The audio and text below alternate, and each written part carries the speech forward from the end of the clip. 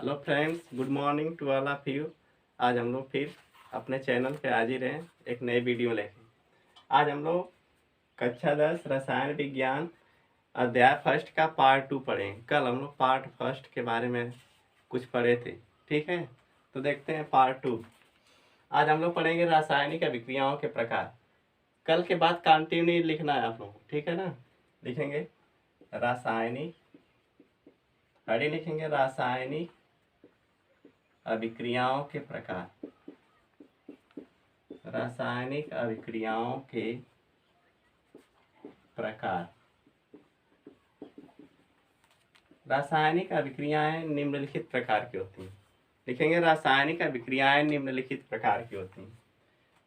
यहाँ कक्षा 10 के सिलेबस में कुछ रासायनिक अभिक्रियाओं के प्रकार को पढ़ना है जो निम्नलिखित हैं। लिख लीजिए रासायनिक अभिक्रियाएं निम्न प्रकार की होती हैं। इसमें से पहली आड़ी लिखेंगे संयोजन अभिक्रिया। संयोजन अभिक्रिया, संयोजन अभिक्रिया। इंग्लिश में कहते हैं इसको combination reaction. Combination reaction, combination reaction लिख लीजिएगा।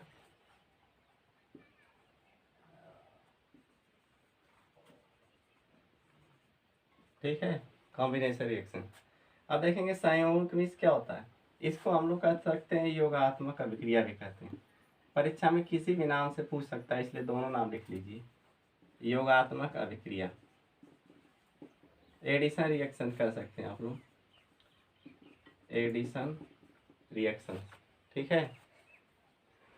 अब देखेंगे संयोग मतलब क्या होता है।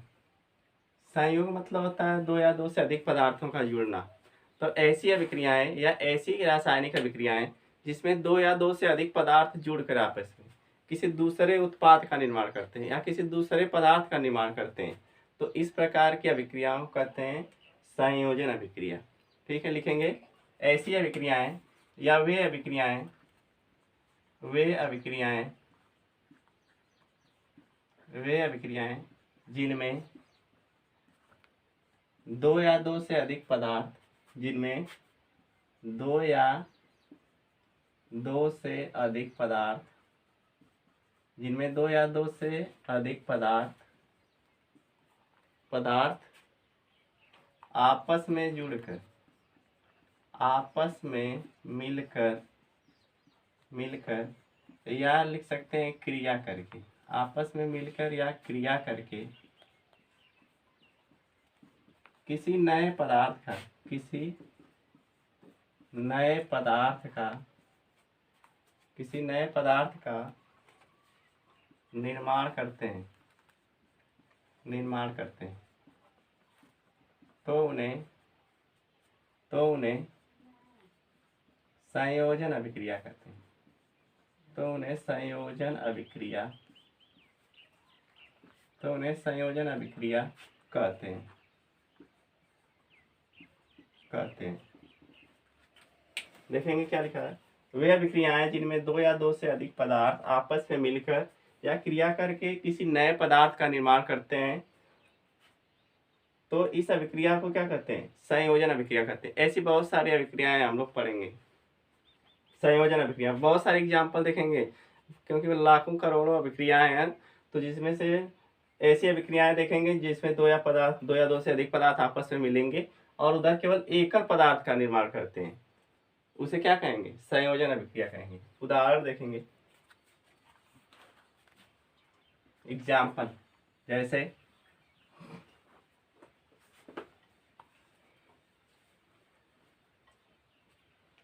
देखेंगे एग्जाम्पल, जैसे कार्बन प्लस ऑक्सीजन क्या बनता है, कार्बन डाइऑक्साइड। यानी कार्बन को या ग्रेफाइट को, कार्बन को वायु की उपस्थिति में जलाते हैं तो क्या बन जाता है, कार्बन डाइऑक्साइड। देख रहे हैं ना, इधर एक पदार्थ कार्बन था, एक पदार्थ ऑक्सीजन था, दोनों जुड़ के क्या बना लिए, कार्बन डाइऑक्साइड। एक पदार्थ का निर्माण हो गया। इधर कार्बन और ऑक्सीजन दोनों मिल गए तो इधर क्या बन गया, कार्बन डाइऑक्साइड, कार्बन डाइऑक्साइड। और जो कार्बन डाइऑक्साइड है इसका गुण इन दोनों से भिन्न होगा। यानी जो भी पदार्थ बनेंगे रासायनिक अभिक्रिया के फलस्वरूप, उसका गुण इन दोनों पदार्थों से भिन्न होगा। ठीक है। एक चीज और यहीं पे जान लीजिए, रासायनिक अभिक्रिया में जो पदार्थ आपस में रिएक्शन करते हैं या जो पदार्थ आपस में क्रिया करते हैं उनको क्या कहते हैं? अभिकारक कहते हैं। नोट कर लीजिएगा, पूछ देता है कि अभिकारक किसे कहते हैं, उत्पाद किसे कहते हैं। और जो बनता है अभिक्रिया के फलस्वरूप उसे उत्पाद कहते हैं। इंग्लिश मीडियम वाले नोट कर लेंगे, प्रोडक्ट, प्रोडक्ट कहते हैं। और जो पदार्थ आपस में क्रिया करते हैं किसी अभिक्रिया में उसको रिएक्टेंट कहते हैं, रिएक्टेंट। ठीक है। यानी अभिक्रिया में भाग लेने वाले समस्त पदार्थों को अभिकारक तथा अभिक्रिया के पश्चात जो भी पदार्थ बनते हैं उन्हें क्या कहते हैं? उत्पाद कहते हैं। और एग्जाम्पल देखेंगे, संयोजन अभिक्रिया का एग्जाम्पल है ऐसा। अगला एग्जाम्पल देखेंगे, जैसे सल्फर और ऑक्सीजन आपस में क्रिया करके क्या बनाते हैं? सल्फर डाइऑक्साइड गैस बनाते हैं। ठीक है। अगला एग्जाम्पल लिखेंगे, जैसे अमोनिया की क्रिया जब हाइड्रोजन क्लोराइड से करवाते हैं तो ये दोनों आपस में क्रिया करके एकल उत्पाद का निर्माण करते हैं जिससे का नाम होता है अमोनियम क्लोराइड, NH4Cl। यानी क्या कहेंगे इसको? Ammonium chloride. ठीक है। ये अमोनिया है, ये हाइड्रोक्लोरिक अम्ल है, हाइड्रोक्लोरिक अम्ल। देख रहे हैं यहाँ पे क्या हो रहा है? अमोनिया और हाइड्रोक्लोरिक अम्ल दोनों आपस में संयोग कर ले रहे हैं, जुड़ जा रहे हैं या मिल जा रहे हैं और एकल उत्पाद का मतलब एक ही पदार्थ का निर्माण करें जिसका नाम क्या है? Ammonium chloride. इस तरह के बहुत सारे एग्जाम्पल देखेंगे आप लोग। ठीक है, नोट कर चुके? अब आगे देखिए, अगली अभिक्रिया पढ़ेंगे हम। अगली अभिक्रिया है दूसरी, वियोजन अभिक्रिया। वियोजन अभिक्रिया, वियोजन अभिक्रिया या इसे कहते हैं अपघटन अभिक्रिया भी कहते हैं। अपघटन अभिक्रिया, वियोजन अभिक्रिया या अपघटन अभिक्रिया। इंग्लिश में नोट करेंगे, decomposition reaction, decomposition, decomposition reaction, decomposition reaction. ठीक है। आप वियोजन का शाब्दिक अर्थ देखेंगे तो क्या होगा? वियोजित होना मतलब होता है किसी अणु का या किसी यौगिक का दो या दो से अधिक भागों में बंट जाना। किसी भारी यौगिक का या किसी बड़े यौगिक का दो या दो से अधिक भागों में बंटने की प्रक्रिया को वियोजन कहते हैं। जब छोटे पदार्थों में बढ़ जाता है तो उसे क्या कहते हैं? वियोजन करते हैं। लिखेंगे, ऐसी अभिक्रियाएं, ऐसी अभिक्रियाएं या वे अभिक्रियाएं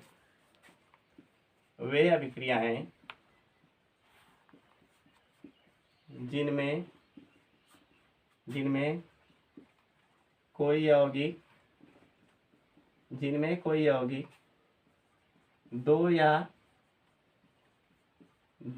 दो से अधिक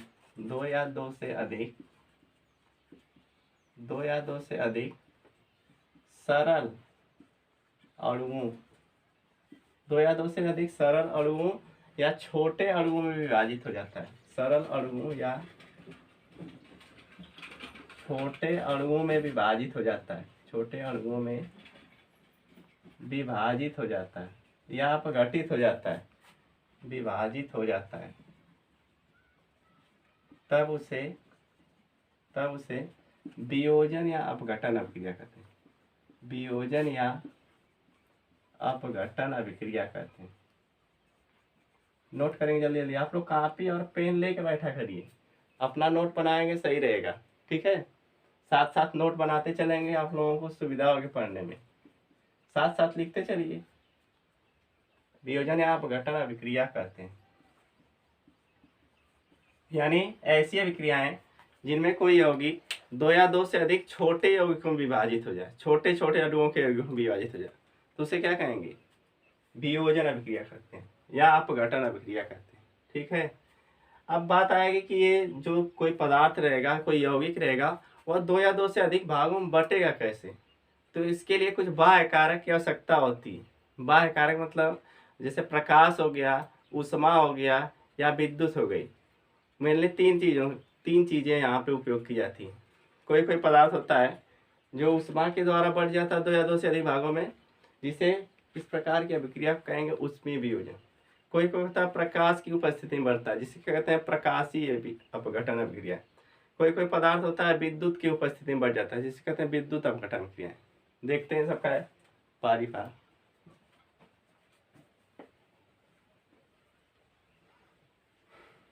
यानी वियोजन अभिक्रियाएं कितना किसी बाह्य कारक की उपस्थिति में होती है।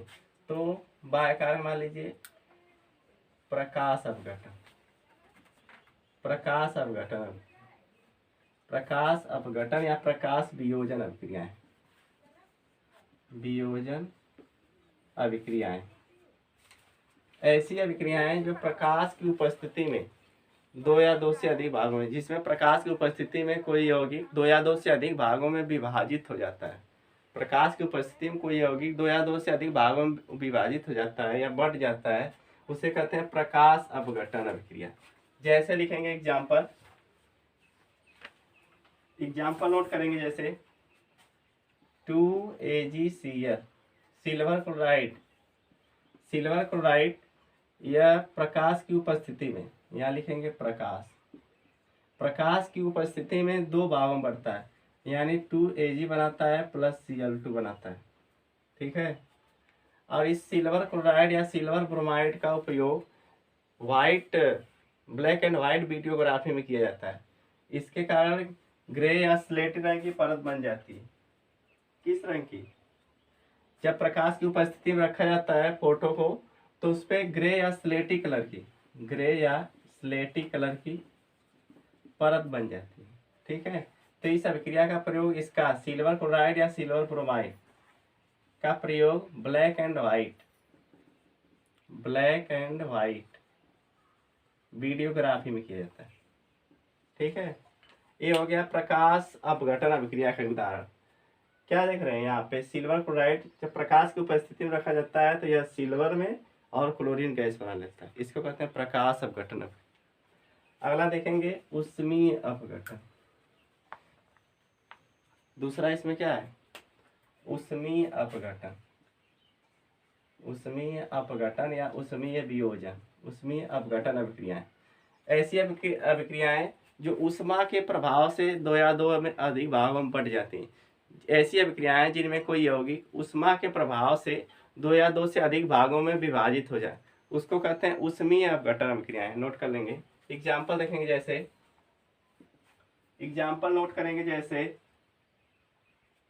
जैसे कैल्शियम कार्बोनेट, नाम सुने होंगे आप लोग।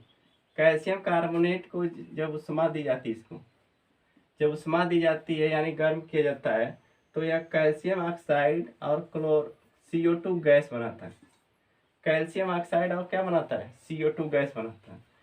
यह कैल्शियम कार्बोनेट है, इसको चूना पत्थर भी कहते हैं। चूना पत्थर या इसी का नाम होता है संगमरमर।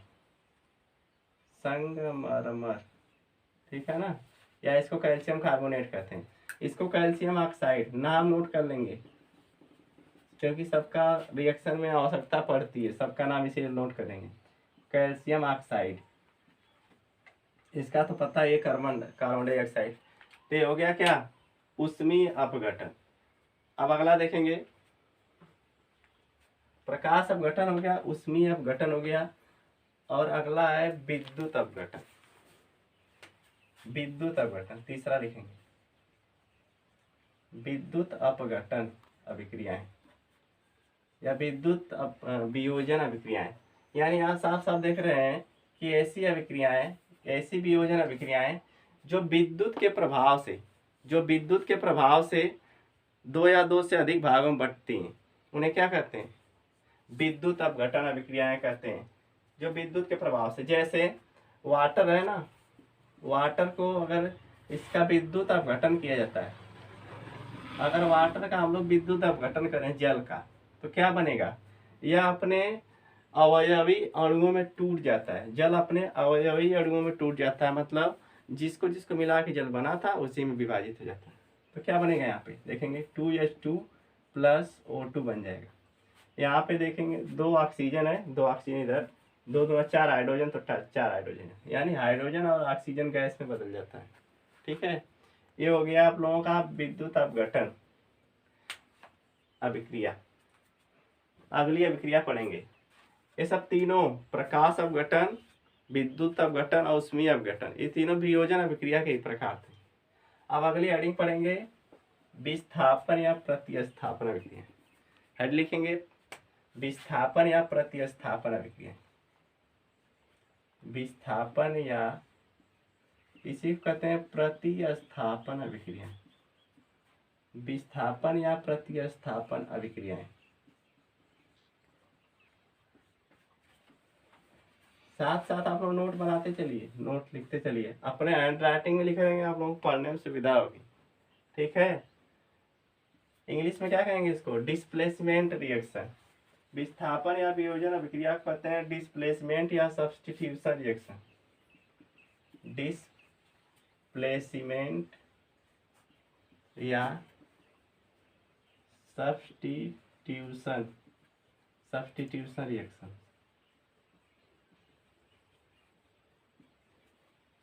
विस्थापन या प्रतिस्थापन अभिक्रिया कहते हैं। आप लोग मैथ में पढ़े होंगे, जब समीकरण हल करते हैं तो उसमें विस्थापन विधि एक आती है। विस्थापन विधि में क्या किया जाता है? x और y के मान में से किसी के मान को उसके स्थान पर रख दिया जाता है और उसको हल कर लिया जाता है। उसी प्रकार यहाँ पे अभिक्रियाओं में देखेंगे विस्थापन कैसे होता है। इस प्रकार की अभिक्रियाओं में एक हाईली रिएक्टिविटी, मतलब कि अधिक अभिक्रियाशील परमाणु कम क्रियाशील यौगिक वाले परमाणु से उस कम क्रियाशील परमाणु को विस्थापित करता है और उसका स्थान ले लेता है जाके। इसी प्रकार इसको क्या कहते हैं? विस्थापन अभिक्रिया कहते हैं या प्रतिस्थापन अभिक्रिया कहते हैं। जैसे इस प्रकार समझेंगे, मान लीजिए कोई ए हाईली रिएक्टिव एलिमेंट है, यानी अधिक अभिक्रियाशील परमाणु ए है, और यह किसी कम क्रियाशील परमाणु, मान लीजिए कोई कम क्रियाशील परमाणु का यौगिक है BC। ठीक है, तो क्या करेगा? इसमें BC जो है यह एक यौगिक है, मान लीजिए BC एक यौगिक है। ठीक है, कम क्रियाशील परमाणु से बना है और यह अधिक क्रियाशील परमाणु है। अधिक क्रियाशील परमाणु है। तो यह जो कम क्रियाशील परमाणु का यौगिक है जो BC, यह इसके कम क्रियाशील वाले परमाणु को, मान लीजिए यह कम क्रियाशील का परमाणु है, कम क्रियाशील परमाणु, तो इसके पास जाएगा, इस यौगिक के पास जाएगा और इसको यहाँ से क्या करेगा? हटाएगा और इसका स्थान अपने ले लेगा। तो क्या बनेगा? देखिए यहाँ बनेगा AC+B, यानी B को यहाँ से क्या कर देगा? इसके स्थान से, इस यौगिक से B को विस्थापित कर देगा। ठीक है, तो इसी को कहते हैं विस्थापन या प्रतिस्थापन अभिक्रियाएं। इस प्रकार की अभिक्रियाओं में कोई अधिक क्रियाशील परमाणु कम क्रियाशील परमाणु के यौगिक से कम क्रियाशील परमाणु को विस्थापित कर देता है और कम क्रियाशील परमाणु को विस्थापित करता है और उसका स्थान ले लेता है। ठीक है, देखेंगे, लिखेंगे, इसमें लिखेंगे ऐसी अभिक्रियाएं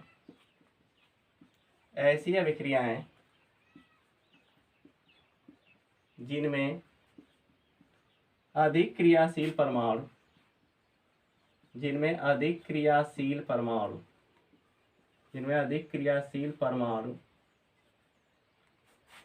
कम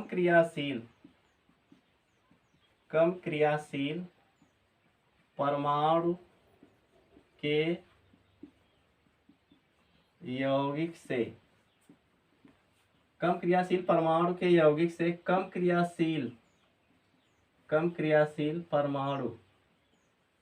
क्रियाशील परमाणु को विस्थापित कर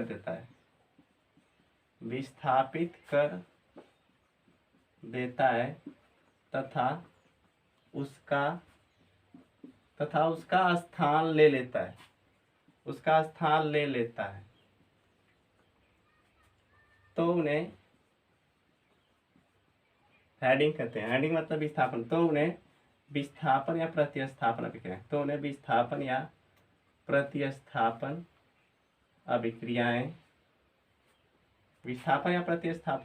कहते हैं। ठीक है, नोट कर लीजिए।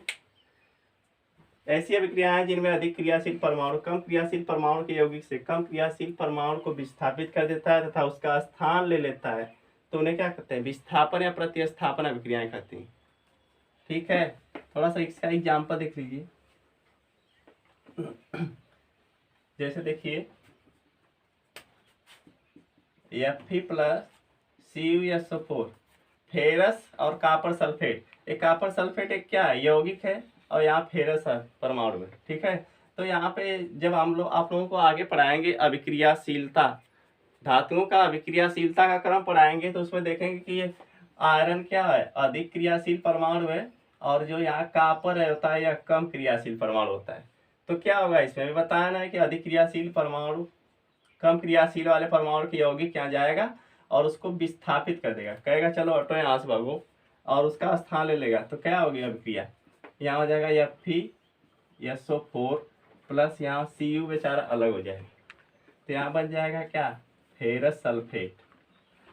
ठीक है, एक कापर अलग हो जाएगा यहाँ से। ठीक है, इस प्रकार जब देख रहे हैं कि एक परमाणु को विस्थापित करता है, तो उसे कहते हैं एकल विस्थापन अभिक्रिया। इस प्रकार की अभिक्रिया को क्या कहेंगे? एकल विस्थापन अभिक्रिया। एकल विस्थापन अभिक्रिया। एकल विस्थापन अभिक्रिया में जिसमें एक अधिक क्रियाशील परमाणु दूसरे कम क्रियाशील परमाणु को विस्थापित कर देता है, उसे कहते हैं एकल विस्थापन अभिक्रिया। इसी प्रकार होता है द्विविस्थापन अभिक्रिया। थोड़ा सा इसको भी समझ लेंगे, परीक्षा में कभी पूछता है द्विविस्थापन अभिक्रिया किसे कहते हैं।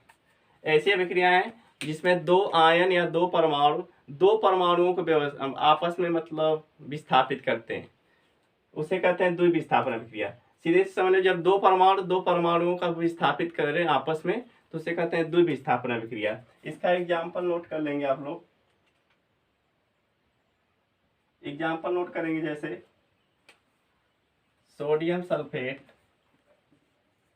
Plus barium chloride. इसमें क्या देखेंगे? सोडियम सल्फेट और बेरियम क्लोराइड में ये बेरियम क्लोराइड टूटेगा Ba पॉजिटिव में और 2Cl माइनस में। ठीक है, और यहाँ से लेकर इसको विभाजित करेंगे 2Na पॉजिटिव में, और SO4 डाई निगेटिव टूटता है। अब यहाँ से प्लस वाला माइनस के साथ और माइनस वाला प्लस के साथ जुड़ जाएगा, तो बन जाएगा 2NaCl प्लस BaSO4। अब क्या देख रहे हैं? यहाँ से Ba का Cl Na के साथ हो गया और BaSO4 के साथ, मतलब आपस में दोनों चेंज हो गए। तो वही कहते हैं जब दो आयन या दो परमाणु आपस में एक दूसरे को विस्थापित कर देते हैं, तो इसे कहते हैं द्विविस्थापन अभिक्रिया। ये बेरियम सल्फेट है, ये बेरियम क्लोराइड है, ये सोडियम सल्फेट है। तो आज के लिए बस यहीं तक। थैंक यू, धन्यवाद। फिर मिलते हैं नेक्स्ट वीडियो में। तब तक खुश रहिए, मुस्कुराते रहिए, पढ़ते रहिए, तैयारी करते रहिए।